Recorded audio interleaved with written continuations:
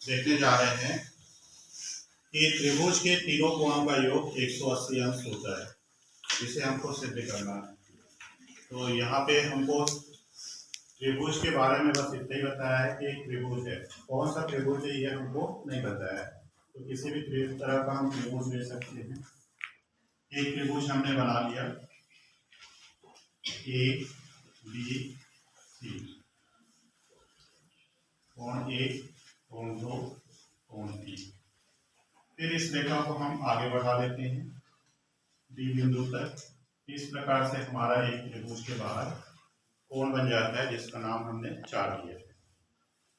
तो हमें सिद्ध क्या करना है?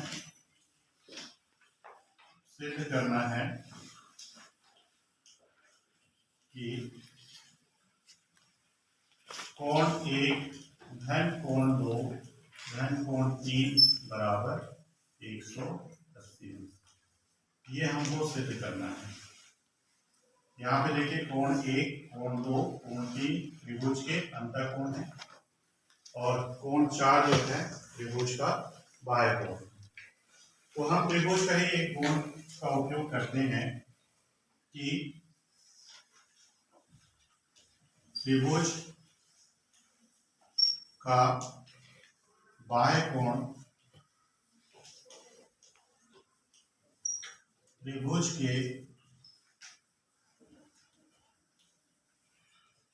सुदूर अंतः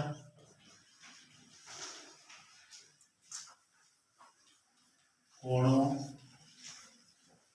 के योग के बराबर होता है।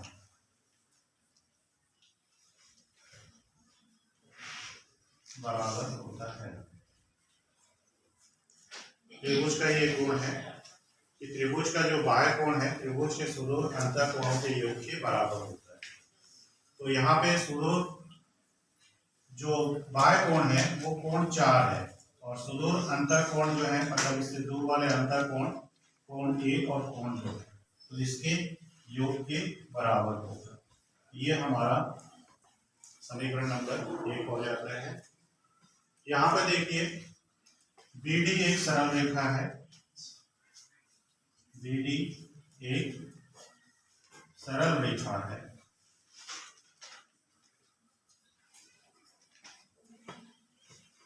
तो C बिंदु पर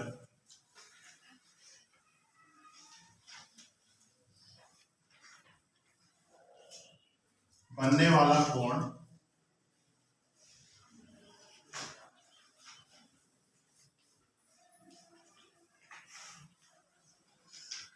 सरल कोण होगा।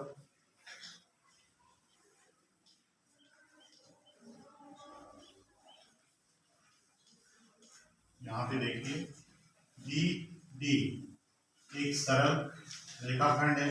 उसी बिंदु पे बनने वाला कोण जो होगा सरल कोण होगा। अतः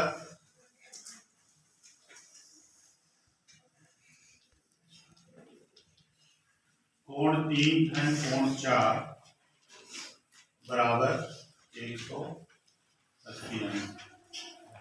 ये हमको मिल गया है। तो यहाँ पे देखिए, हमको क्या क्या मिल चुका है कि कोण 4 जो है वो क्या है, कोण 1 और कोण 2 के योग के बराबर है। सरल रेखा BD है। उसी बिंदु पर एक सरल कोण बन रहा है, और सी बिंदु पर कौन कौन से कोण बन रहे हैं, कोण 3 और कोण 4। इसलिए इसका भी योग क्या होगा, 180 अंश होगा। तो ये हमारा समीकरण नंबर 2 हो गया। समीकरण 1 व समीकरण 2 से इसे देखते हैं। तो यहाँ पे देखिए, कोण 4 का क्या मान दिया हुआ है, कोण 1 धन कोण 2। इस मान को हम समीकरण नंबर 2 में रखते हैं। तो हमारा हो जाएगा समीकरण 1 से हम समीकरण 2 में मान रखते हैं, कोण 3 कोण 1 धन कोण 2 बराबर 180 अंश। इसी को थोड़ा सा कम से लिख देते हैं। तो कोण 1 धन कोण 2 धन कोण 3 बराबर 180 अंश। तो यहाँ पे देखिए ये अंतःकोण है, 1 2 3 कोण है। तो इन तीनों कोणों का योग 180 अंश ये हमको सिद्ध करना है। तो हमने यहाँ पे पाया कि त्रिभुज के तीनों कोणों का जो अंतःकोण है उनका योग 180 अंश होता है। इस प्रकार से यह कथन की पुष्टि होती है।